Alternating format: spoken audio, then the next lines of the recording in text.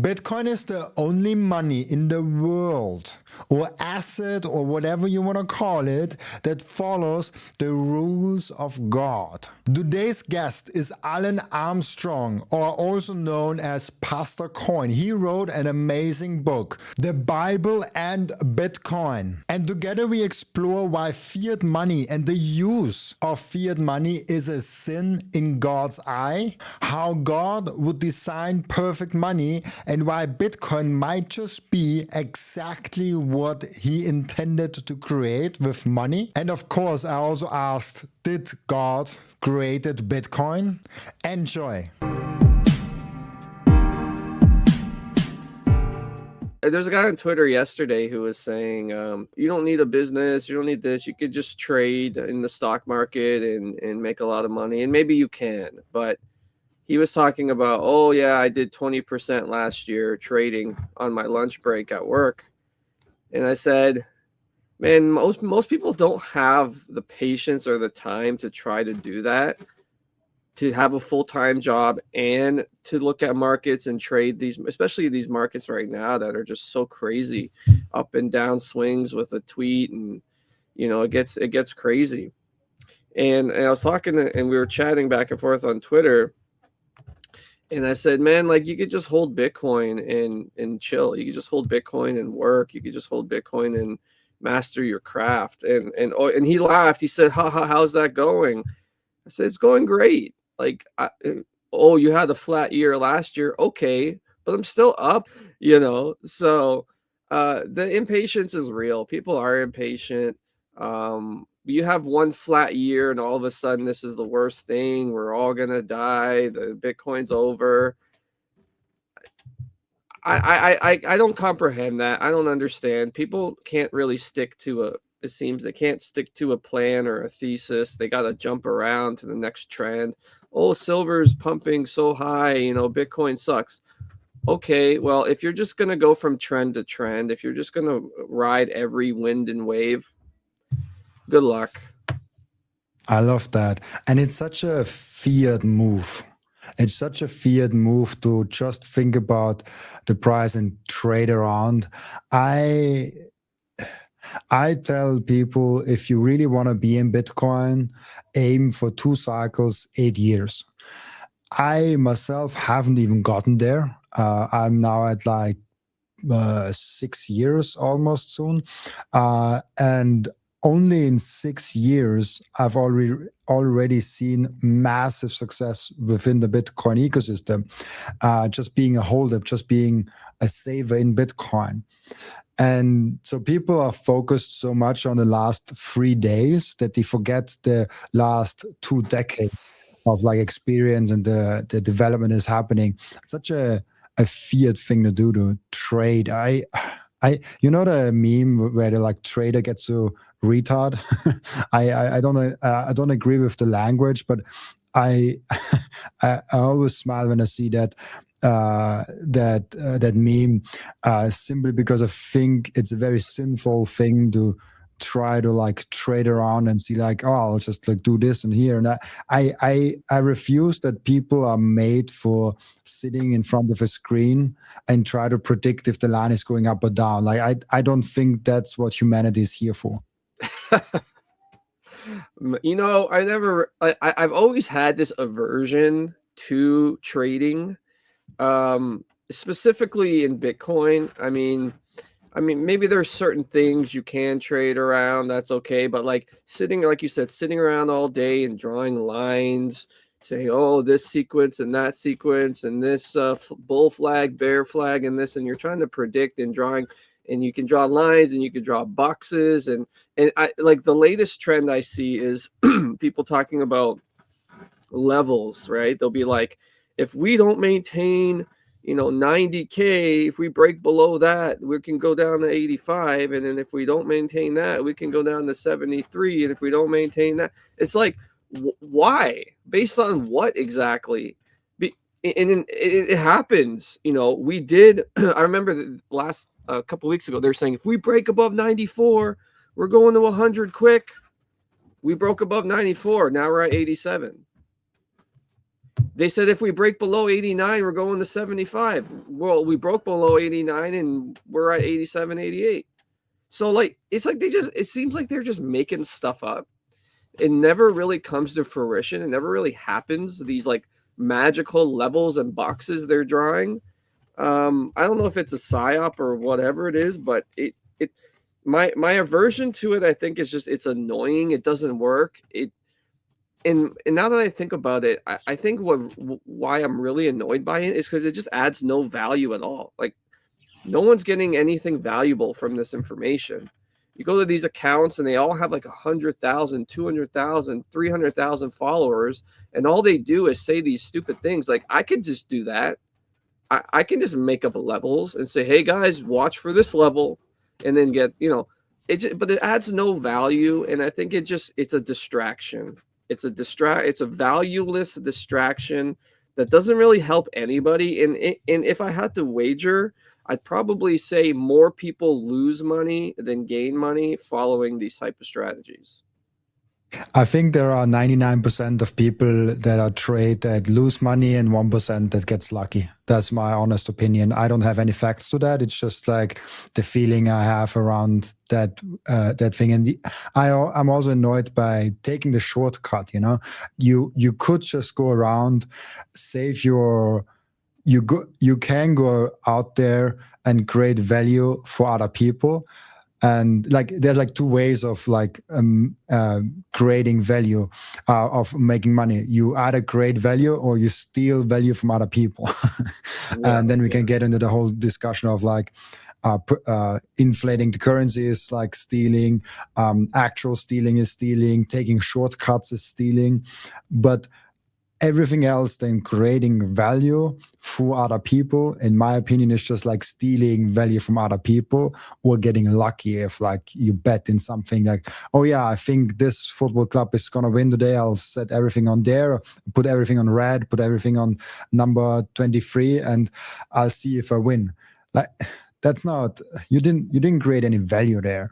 You just like gamble, or you take shortcuts, or the worst thing, you're stealing from other people. Like, I don't get that. But like, especially from your lens with Christianity and the Bible, how do you look at all of those things, from actually creating value, from making not a sinful choice of like trading or like even stealing outright with like money printing, all of that, but actually going the Bitcoin route, creating value, and just like saving in sound money?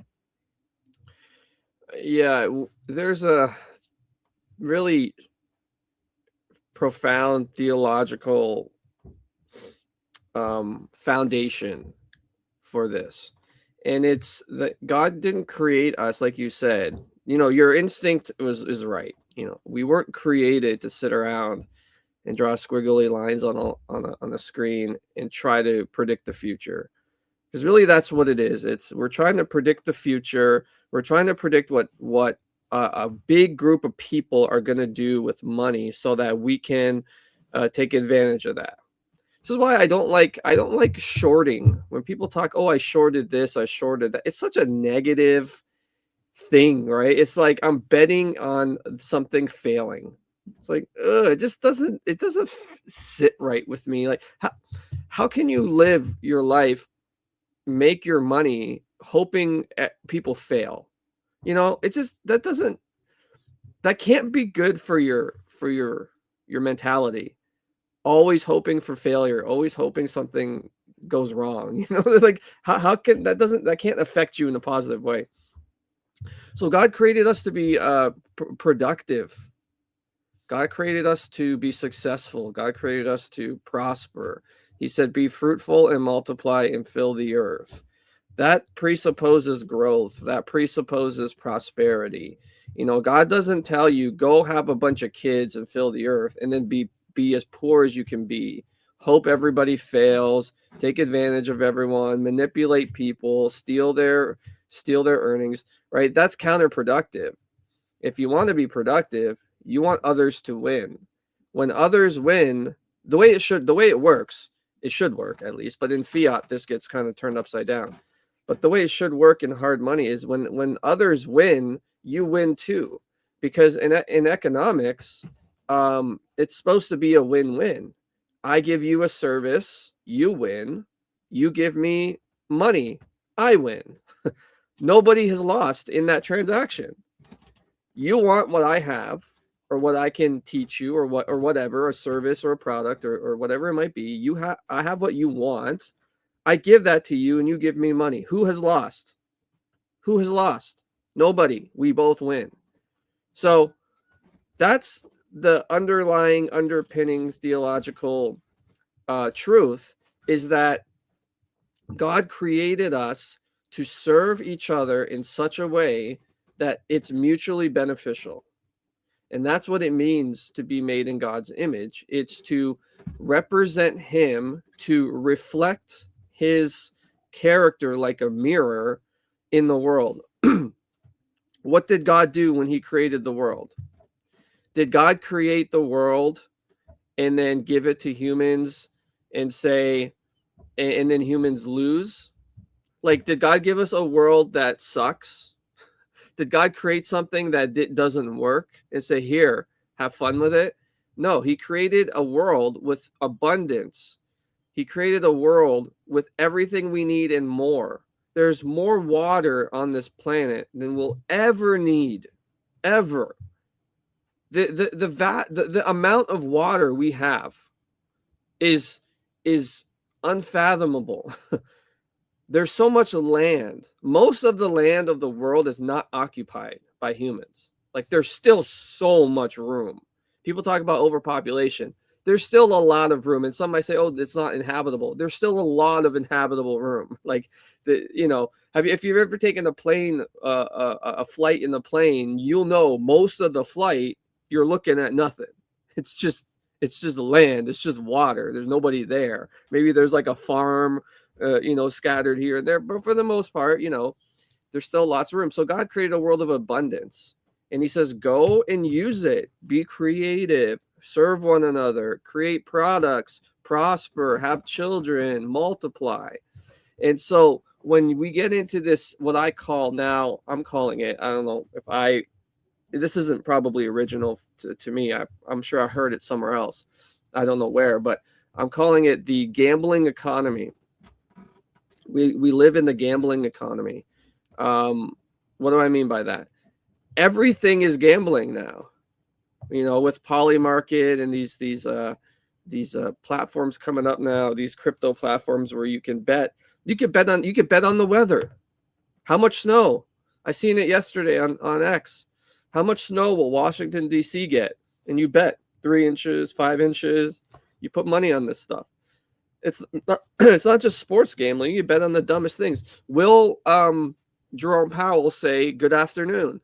People put millions of dollars on this stuff. Literally, I'm not joking, like millions. And so we have this gambling economy, and that's a sign of a monetary system that is crumbling. It's on its last legs. When people start to gamble on everything, that's a sign that the money isn't really worth much to people anymore. Because if the money was worth, like, for example, I'm not going to gamble my Bitcoin.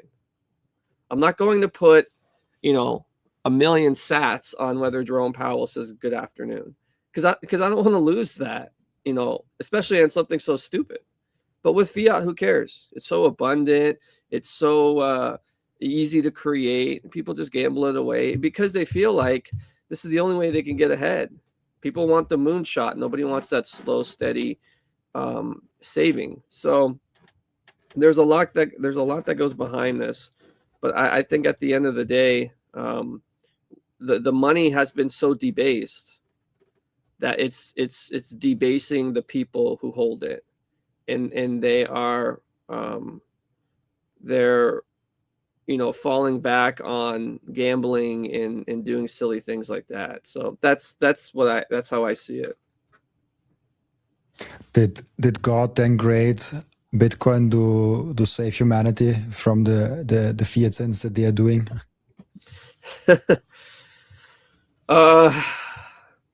That might be a little simplistic way to say it. I think Bitcoin came into existence when it did not on accident. I think there was a specific reason. Did God send it down from the heavens? I don't think that's how it happened. I think Satoshi was inspired to solve a problem. Look, Bitcoin is not different than any other market service or good, right? I mean, somebody sees a problem, they create a solution, and it works or it doesn't. in the case of Bitcoin, it is a bit different because I don't know if Satoshi was motivated by profit. I don't think he was. It doesn't seem like he was, because he didn't know if it would work, right? I mean, he just created this protocol. He wasn't getting paid. Nobody hired him to create Bitcoin. He just kind of did it. He saw a problem and found a solution and released it to the market and left. So Bitcoin is a bit different than any other market good or service, because it doesn't seem like it was motivated by profit. I don't see how it could have been. Now, has Satoshi profited? Yes, if he's still alive, who knows? But it worked, right? His creation worked. It solved the problem, and it's still solving the problem.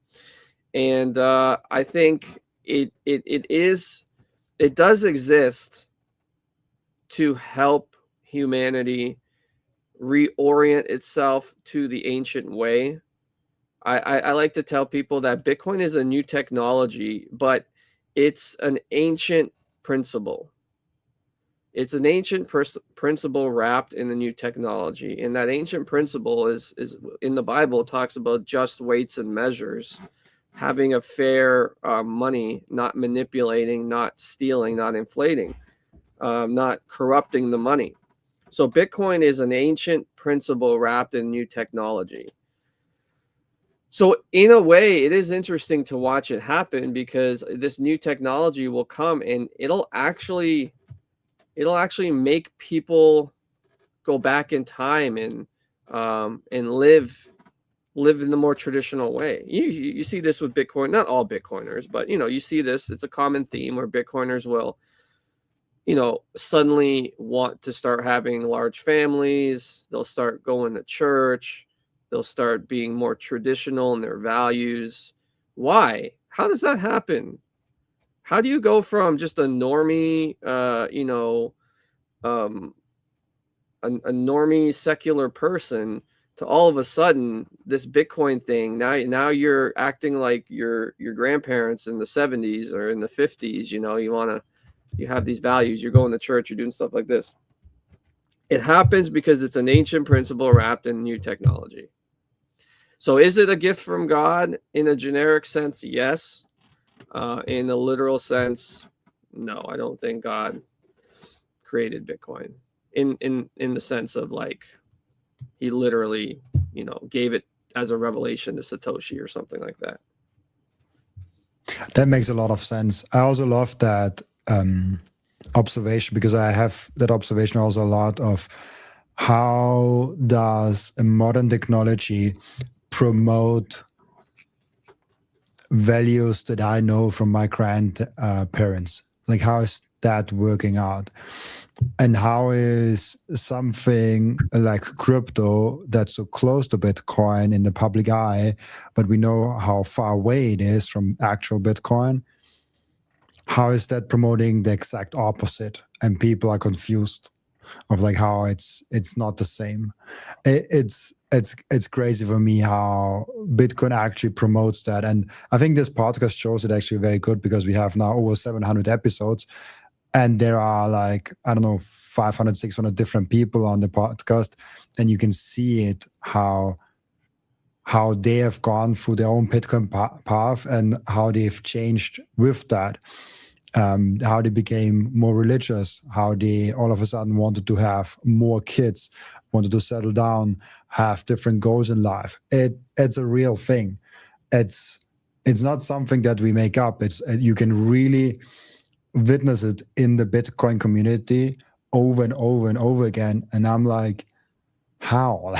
Like that if you would have just told me, yeah, like, we're making an internet token that you cannot manipulate, and you can save your money in there. and people will have more kids. Like, so that's a crazy connection. Like you need to be on some trip to really like make that connection. But in hindsight, it's obvious, right? Yeah, well, like when I got into Bitcoin initially, it was I was really surprised because I discovered Bitcoin, and I read the Bitcoin standard. I did all the stuff that most people in 2020, 2021 did to get into Bitcoin.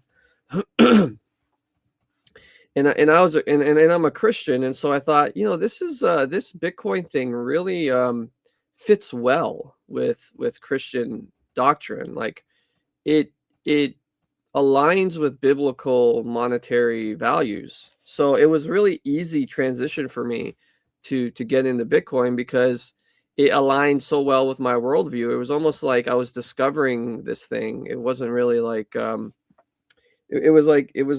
yeah, it's hard to really put into words, but when I got into Bitcoin, I thought, okay, let me teach my fellow Christians about Bitcoin because I'm interested in this.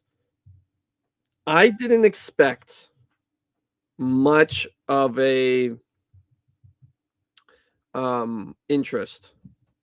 I thought there'd be a few people, but I thought I was like a pioneer, right? So I'm like, I'll be a Christian Bitcoin pioneer. No one else is doing this. But I was wrong. There was a lot of people doing this.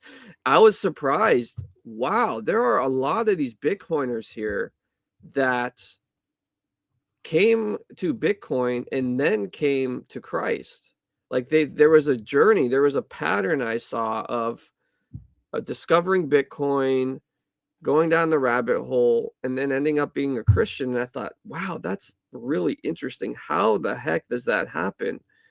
Because my journey was the opposite. I was already a Christian, and then I found Bitcoin, and then that was it, right? I mean, there was really nowhere else to go. It was just, okay, I already have my Christian worldview. I just add Bitcoin to it because it fits.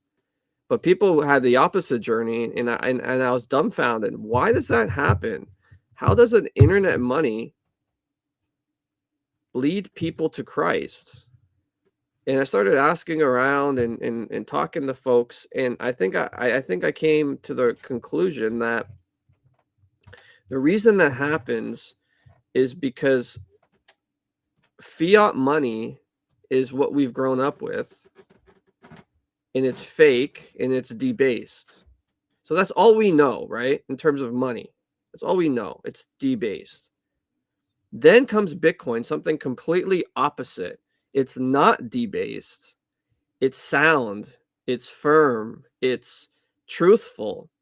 And so when all we know is the fake lie, when we're confronted with the truth, that shakes our whole world. Because money is not just something you earn. Money is a representation of your time and your energy. So if your time and your energy is being debased, that's going to have effects on you. It's going to affect you morally, spiritually. It's going to affect you. I say debase the money, debase the man. So when you're confronted with Bitcoin, which is sound and can't be debased and is not controlled by any institution or any person, that shakes your whole worldview. And then you start asking other questions like, well, if this is true, what else is true? And then you go down the rabbit hole of truth, and then you end up at Jesus Christ. And now you're having more kids, and now you're having traditional values, and now you're, doing all those things. So I think that's kind of the progression. People, when they're confronted with the truth, all truth is God's truth. If you follow that trail, it ends up leading to God. And that's a really, really interesting progression. But I've seen it so many times, I can't deny it. That's what happens. Not to everybody, but I've seen it happen to enough people. The first thing that every Bitcoiner does, and the most important activity that every Bitcoiner keeps on doing, is buying Bitcoin. And I personally use Relai to buy and sometimes also spend or sell my Bitcoin. And there are two main reasons why I do so. The first one is it's Bitcoin only. They do not do any shit coins. They do not do any cryptos, any stocks, or anything else. This is a tool, an app that is fully focused only and solely on Bitcoin. The second one is self-custody. They give you the keys to your Bitcoin the moment you buy them. You never give them the control over your Bitcoin, and you don't have to trust them because you can verify that you and only you have the keys to your Bitcoin. There's no third-party risk. There's no freezing of your assets. There's no rug pulling. There's nothing of that. Download Relai, the app, on your phone, or go to relay.app on your browser and use code Robin to save fees and get cheaper Bitcoin. I want to tell you about something very special to me. It's called Microseed. If you hold your Bitcoin in self-custody, and you should, you know how critical it is to secure your seed phrase. You should not have them on paper. You should not have them on anything else than titanium. With Microseed, you can engrave your 12 or 24 word seed phrase, the entire seed phrase, onto a 1-inch small washer. Yes, just one washer. All 24 words on that one washer. You can hide that thing everywhere. And even better, you don't need to buy a new kit every time you have to get a new wallet. You can make unlimited backups because Microseed is not selling the washer. Microseed is selling the device that stamps the washer. So you get the full kit with the device, with the washers, with the hammer, with everything you need to get started today, and you can make with that unlimited amount of backups. Go now to microseed.io. It's very interesting for me because I feel like I started this podcast being a lot further away from Jesus Christ than I'm right now. So like I'm not fully there yet at all, but I can feel it. And I did not want to get married when I started the podcast. I guess it's the first time I say it on the podcast. I think there's enough time for it to get out there. But I recently got engaged. And I was not sure about kids when I started the podcast. Now I'm sure I want kids. Like there's like those things that changed with me just having the podcast. And sure, this is also me just talking with a lot more experienced and wiser man on the podcast than I had in my environment. Like it's not all about Bitcoin. It's just about like, there are people, I will tell you that story. You might like it. I'm not sure. I will just tell it.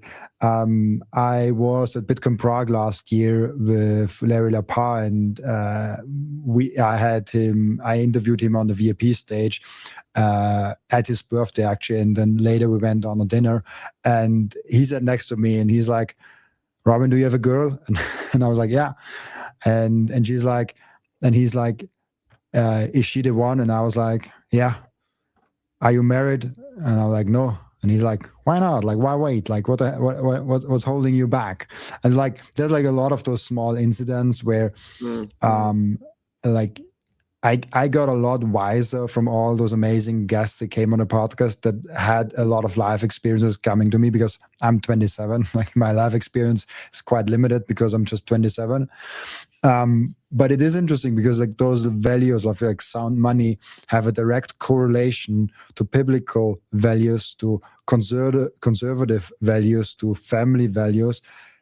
It's all one line, and it's all like interconnected somehow. And I didn't see that at all when I just invested in Bitcoin. But I think you see it when you come in the Bitcoin community and when you interact with the Bitcoiners more.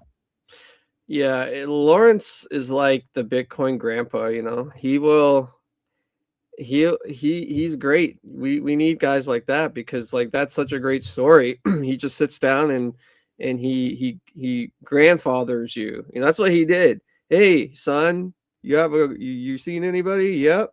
Are you gonna get married? I don't know. Well, you should. What are you waiting for? Like, that's what a grandpa does. You know what I mean? And that's great. I love to hear that. He's he's a gem.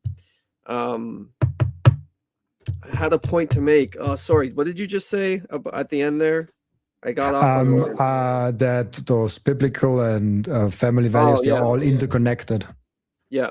So when you said that, I was reminded of a Bible verse.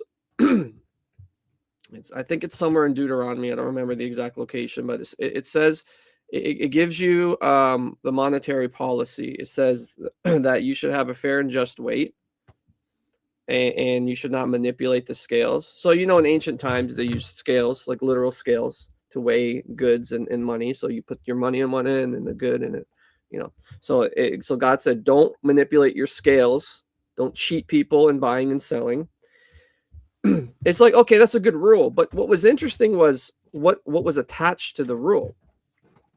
And what was attached to the rule was so that you might live long in the land.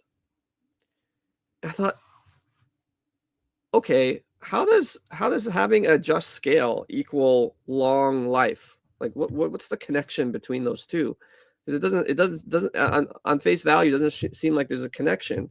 And then I realized there was another commandment in the Bible with the same connection, and it was honor your father and mother. So God says, honor your father and your mother so that you might live long in the land.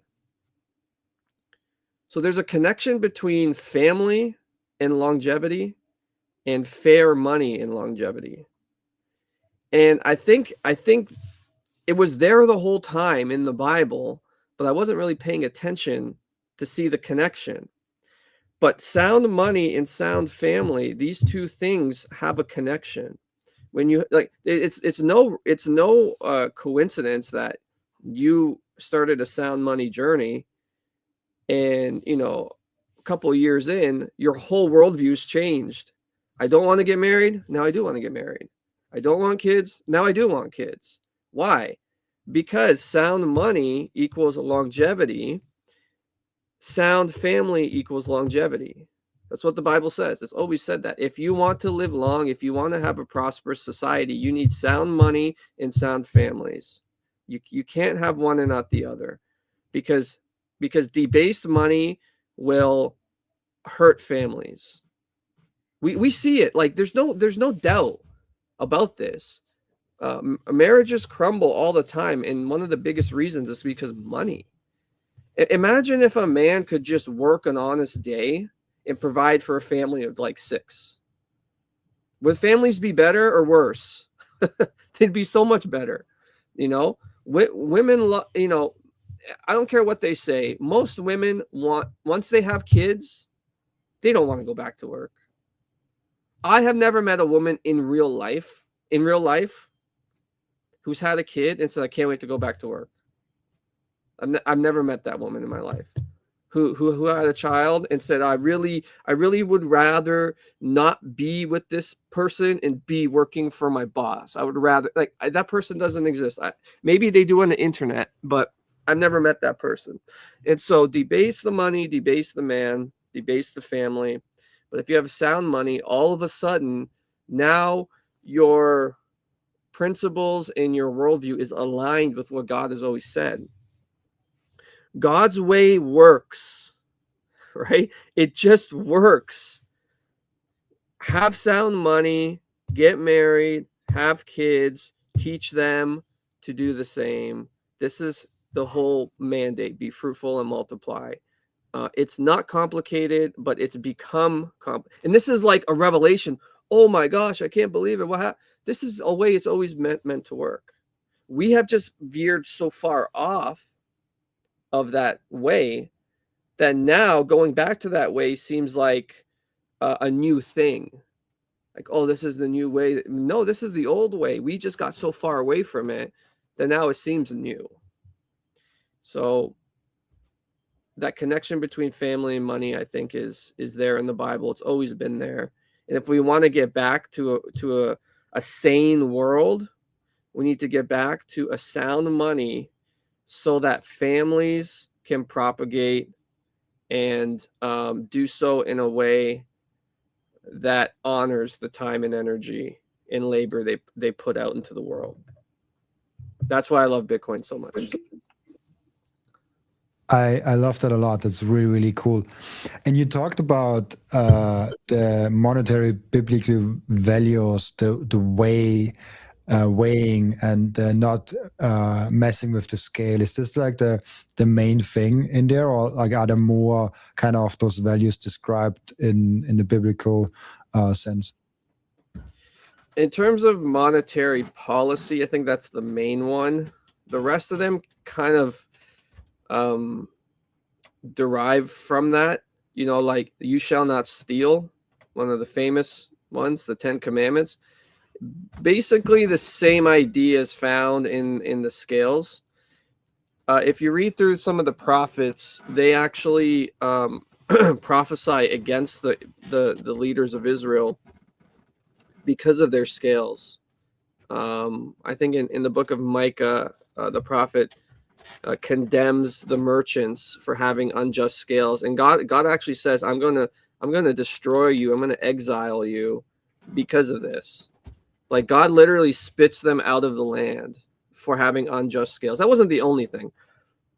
Well, what I found interesting, this connection was MiCA says, well, God says through the prophet, your unjust monetary practices have led to violence. I thought, well, that's an interesting connection. So they're stealing from people, but then God says the land is filled with violence. Is there a connection between unjust monetary policies and violence? So I did a little AI, right? I said, is there a connection historically between when money is messed with, is there a rise in violence? And it spit out all these historical examples. Weimar Germany, you know, the rise of Hitler, all this stuff. In Rome, once they started debasing the coinage, all of a sudden, I mean, Rome was already pretty violent, but it got even more violent. So there is definitely this connection between monetary policy and violence and morality. I think once you see this, it's not just like, well, what other monetary rules are in the Bible, but it kind of shows you that from there stems all of the moral downfalls of humanity. If people prosper and if people are treated in a way that is fair and honorable, there will still be crime probably, but it'll be a lot less. Poor people generally do more crime than rich people, unless the rich people got rich through crime, which is a fiat problem. But anyways, all that to say, it's very simple in the Bible. Don't steal, don't defraud. I think that the reason why maybe we want more is because the fiat system is so convoluted. It's so complex. It doesn't have to be that way. Like monetary policy should be simple. It should be 2 rules. Don't defraud and don't steal, which are kind of the same thing. Stealing is fraud, right? So just don't steal. If we just follow that one, there's a reason that God has 10 commandments and the tax code has like 1 million, you know, because it's not complicated. God's principles are actually very easy to understand, very simple. The reason that they're not followed is because of sin. Well, if I don't steal, then I have to do honest things, and honest things are hard to do, and I don't want to do hard things, so let me just steal. You know, our own self-interest and our own sinful hearts is what causes this system to be so convoluted, when really it's just as simple as don't steal. Do you think that taxes are sin?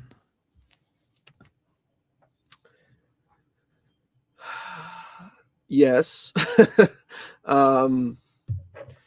But it's a little more complex than that. It's not just simply like a sin. I'll try to condense this as much as I can. The Bible uses a certain framework when it discusses taxes, and this is a very important framework to understand, or else you'll misunderstand or misinterpret the passages on taxes. I wrote a book on taxes. Actually, I don't know if you know this. I don't know if it was done when we last met, but I have this book here, Render to God, Christ's Dominion in Human Taxation. So if you're interested in the full discussion on taxation, check out this book. It's one of my favorites I wrote. The framework is this. I went down the tax rabbit hole, and I had to understand what the Bible was saying, because some of the passages seemed contradictory. For example, you have in the Old Testament Gideon, and he's hiding his grain from the Midianites. Now, the Midianites were the ruling empire that conquered them. And so they're taxing the people, right? They're the empire, they're the ruling people, they tax their subjects. Kind of like we are the subjects of the government, they tax us. Gideon rather is seen hiding his grain from the Midianites. So what is he doing? He's evading taxes. That's what he's doing. The Midianites come into your town, they want a certain amount of grain, and it's their right because they're ruling, and it's the taxes you pay, right? But Gideon is hiding it. He's evading the taxes. And God, the angel of the Lord, comes to him, and he commends him. He says, you're a mighty man. I'm going to use you. You're going to fight for the people. You're going to conquer. You're going to take the land back. So why is God sending his angel to commend Gideon when he's evading taxes? But then in the New Testament, Jesus says, give to Caesar what is Caesar's. So should we evade or should we not evade? Should we pay? Should we not pay? Right? Seems a little contradictory. So that was a problem I had. I had to figure out what's going on here. Where does human taxes come from? Where did this start? If you go back far enough into the Bible, you'll see it started with a human rebellion against God. And the key and core principle here is humans rather be ruled by other humans than by God. Back in the Tower of Babel story, we see humans reject God's authority. We want to be ruled by man's authority. It really comes back to 1 Samuel chapter 8, where you have the people of Israel. They have no human king, okay? They have no human king. God is literally their king. And the elders of Israel come together and they tell the prophet Samuel, we want a human king like all the other nations have. And Samuel is upset. Why? Why do you want a human king when you have God as king? So he goes to God, and God says, you know what, Samuel, give them a human king. But before you give them a human king, I want you to warn them what he'll be like. And he gives them a list. This is what your king will be like. He'll conscript your sons. He'll make them go before his chariots. He'll make them go to war for him. He'll make slaves of your sons and your daughters and so forth. And you know what the final warning was? Taxes. He says he will take 1/10 and you will be his slaves. So Samuel goes to the people and he says, all right, if you want a human king, God says, fine. But before, this is what he's going to be like. Boom, boom, boom. And he'll tax you and you'll be his slaves. Do you still want this? And the people says, yes, we still want it. And so he says, okay, fine. Gives them a human king. That's where it starts. So this is the Bible's framework. The Bible's framework is taxes come from a rejection of God as king and wanting a human to rule over you. And when you put a human to rule over you, he's going to tax you. And what word does the Bible use? He will take 1/10 and you will be his slaves. So the Bible says taxation is slavery. That's the framework now. Taxation is slavery. So is it a sin, taxes? It's not as clear cut as that, because the slave contract we're in, we've kind of chosen. We kind of have given our consent to the human king, to the government. Yes, tax us. We want this. Not all of us, but as a collective, we have given our consent to the slave and rejected God. to the slave master, and we've rejected God. Just like Israel, they rejected God, and they were given a clear choice. Do you want this taxes, or do you want God? And they said, give us taxes. So if we want to get back to a free world without this sort of taxation, Jesus gives us the answer. Give to Caesar what is Caesar's, give to God what is God's. What does that mean? People hear that and they think, oh, Jesus said pay taxes. If that's what you hear, you miss the whole point. You miss the whole point. Give to God what is God's. He is saying Caesar occupies a place in your life where God should occupy it. So for now, you've chosen Caesar, give him what's his. But if you want change, give to God what is God's. And what is God's? The kingship, the rulership, the honor, the glory, everything. So if you give to God what is, if we all gave to God what is God's, what would happen to Caesar?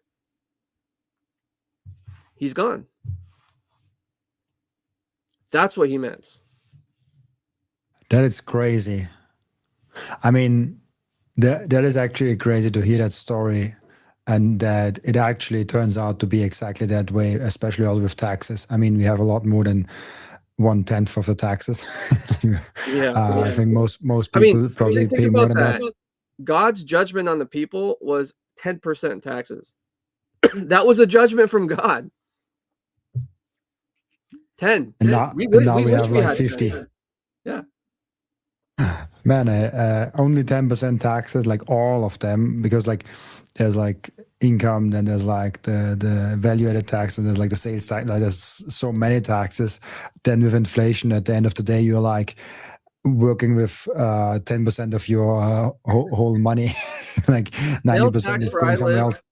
Sales tax where I live is 13%. It's more than that. Just sales tax. In Austria, even 20. Wow. And we have the highest class of income earners pay 55% taxes. Wow. It's like, how the heck is anyone incentivized to do anything if you have to give up more money up front to the government than you earn yourself? You work more than 6 months just for the government, and then like 5 months for yourself.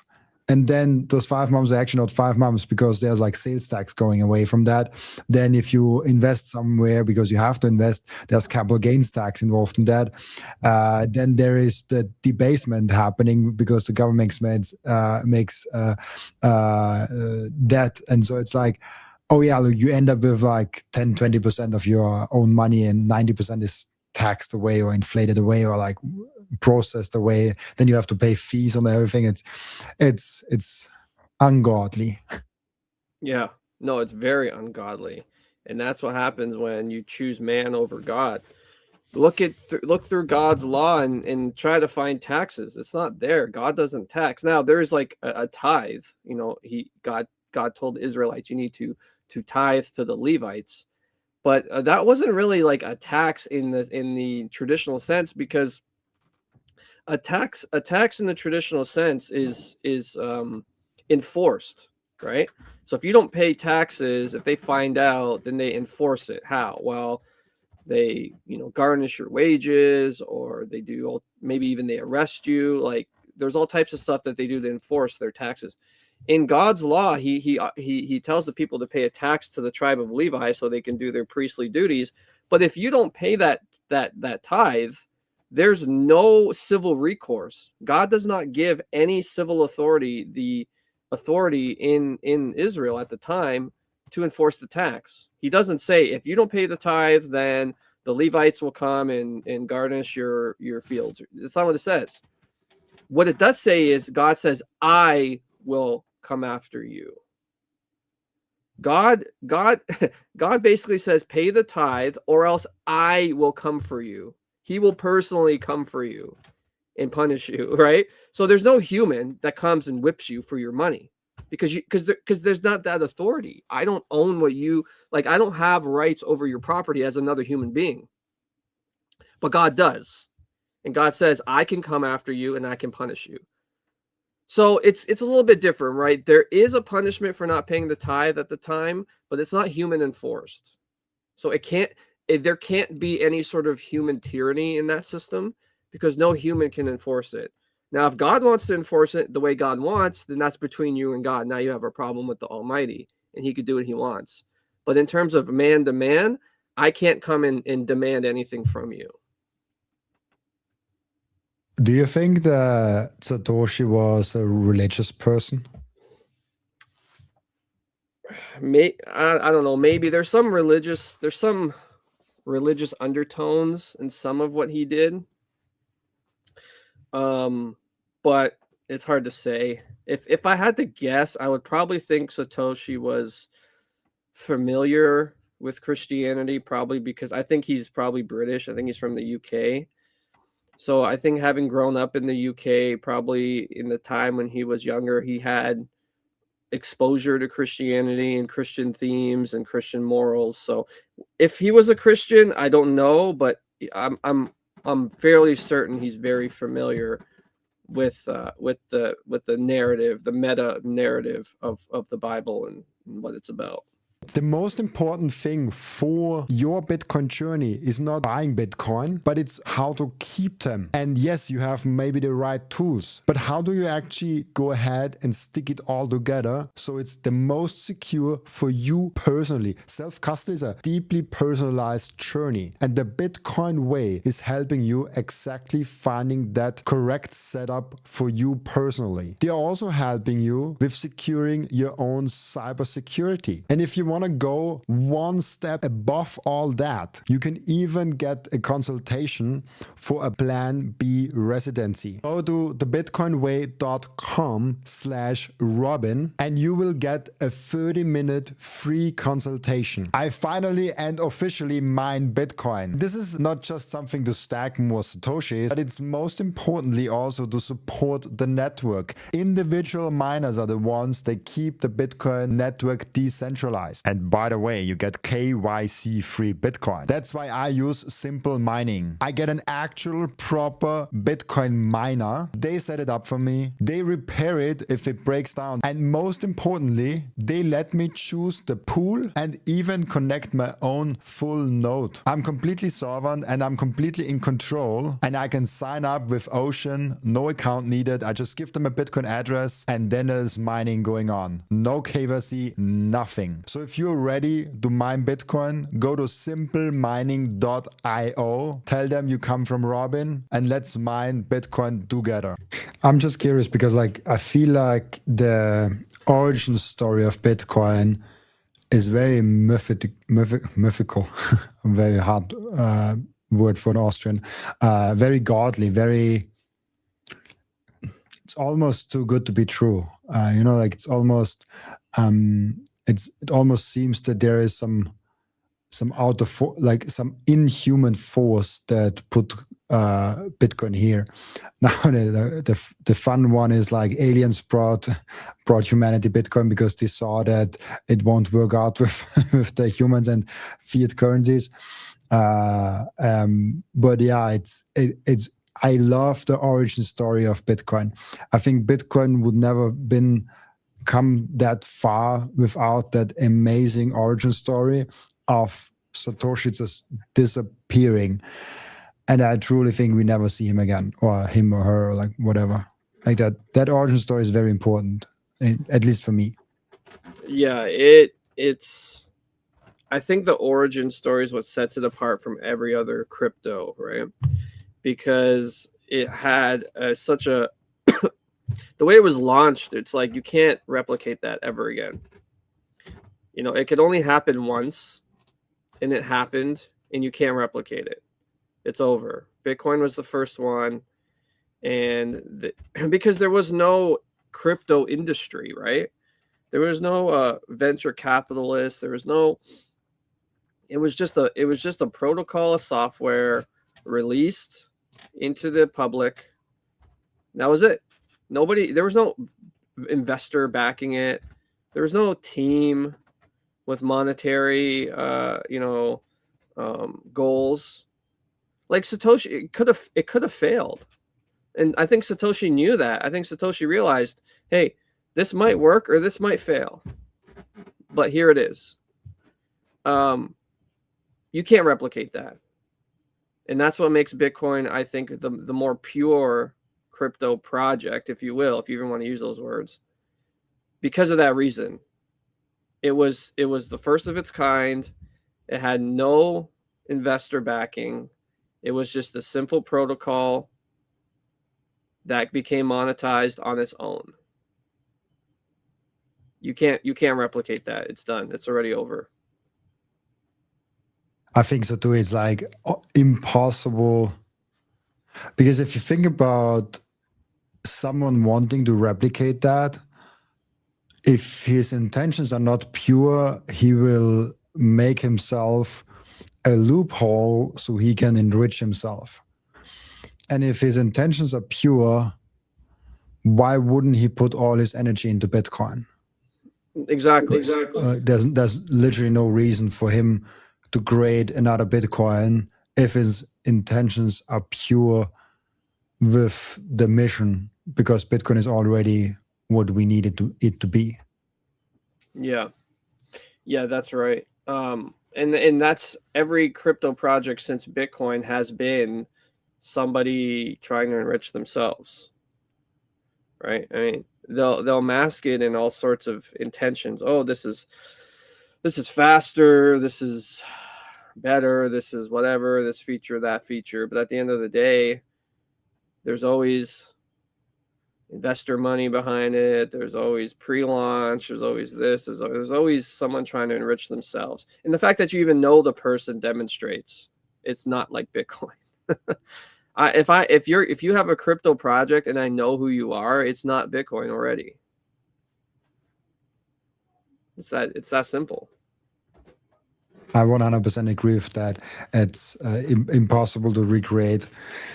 I mean, not impossible. I think if Bitcoin, like, theoretically would actually fail, which I don't think is a possibility anymore, but let's just say it fails, it would need to have multiple generations that come new on Earth and the old ones to die, that something like that even has a chance again. For everyone listening here and for every one of their sons also, and probably also their grandsons, Bitcoin is the only chance at this. I do not think we have other chance. The only other chance that we might have is if we all die out and there's a new generation that never heard about Bitcoin and they can build something new and maybe they can do it. But we are over the point that, yeah, let's just turn off Bitcoin and let's switch to another system. It's Bitcoin or nothing. I strongly believe that. It's like, that's why I think people realize that, and that's why people are so passionate about it, and that's why people are also so strong on Bitcoin, because it's so important that it is succeeding, even though it might not be perfect, because perfection doesn't exist. I don't know. Yeah, I think you nailed it. This is the chance. If Bitcoin fails, then we just end up with fiat 2.0, basically. And like, I'm not a hater of gold by any means. I think gold has a place still, but gold can't be the base layer monetary thing, unit, asset, because it's already been manipulated, right? Well, it's not gold that was manipulated. It was centralized, and fiat money came from gold, right? I mean, essentially, gold was centralized, and then once it was centralized, then fiat could happen. Take everyone's gold, and then you make the rules, right? At that point, that's what happened. So that attack vector on gold, I think the fact that it's physical is, in the digital age, the fact that it's physical is not a feature. It's a bug, because it can be corralled into one space. It can be confiscated very more easily than, say, something like a Bitcoin. So it's, yeah, if it's not Bitcoin, then what else is it? It's just a different type of fiat. Maybe you say, theoretically, if Bitcoin goes away, what do we end up with? Well, we end up with some kind of fiat CBDC stablecoin hybrid thing. It's not Bitcoin though, because it's controlled. It still has an overseeing body which creates the rules, which can manipulate it and so forth. Like Bitcoin is the only pure network that hasn't been monkeyed with by central planners. Everything else can and will be monkeyed with by central planners. So it's just a matter of letting Bitcoin do what Bitcoin does. And it's just a waiting game. We need patience. Keep building and be patient, I think. I love that. I also love monkeyed with. That's I will adopt that. That's a fun one. Really cool. As you know, as you might remember from the first time being on the show, we have an end routine on the podcast where the previous guest is asking a question for the next guest without knowing who the next guest actually is. And the previous guest asked you the question, what in the Bitcoin world do you disagree the most? What in the Bitcoin world do I disagree with the most? Let me see.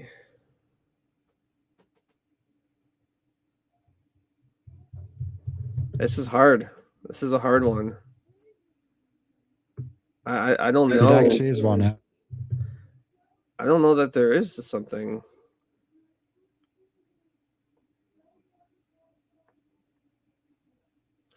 Maybe fix the money, fix the world. I think that's a little too simplistic. I don't think if you fix the money, you'll fix the world. I think you'll fix a lot, but there's still a lot of problems money can't fix. So I think a better way of saying it might be fix the money, improve the world. But at the same time, I understand the sentiment behind fix the money, fix the world. Like I agree with that sentiment. I agree that in this time, a phrase like that is maybe appropriate because of how broken the money is and how broken the world is. So I get it. Like the phrase understood in its right context makes sense, but taken literally is not true. Fix the money, improve the world. But that's just a semantics thing, right? I'm not going to really, I'm not going to make a big deal out of that and bash people on the head who say it, but that's all that comes to mind. Yeah, I like that. I like the saying, fix the money, fix the incentives more. Yeah, and with the incentive, the world slowly gets improved and gets fixed.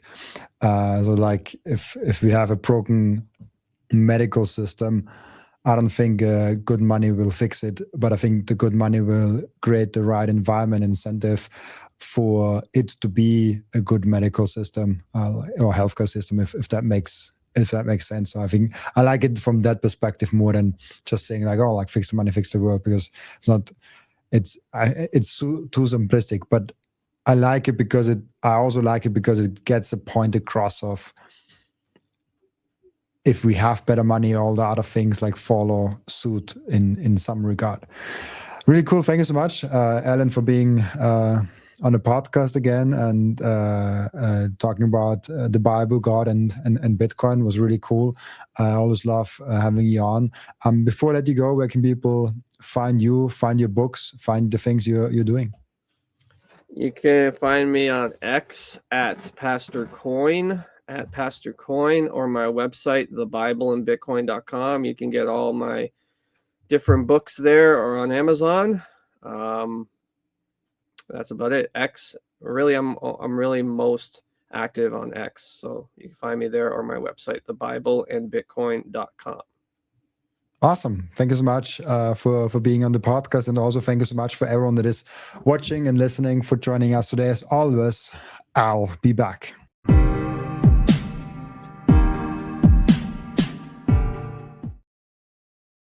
This content is for educational and entertainment purposes only and does not constitute financial advice.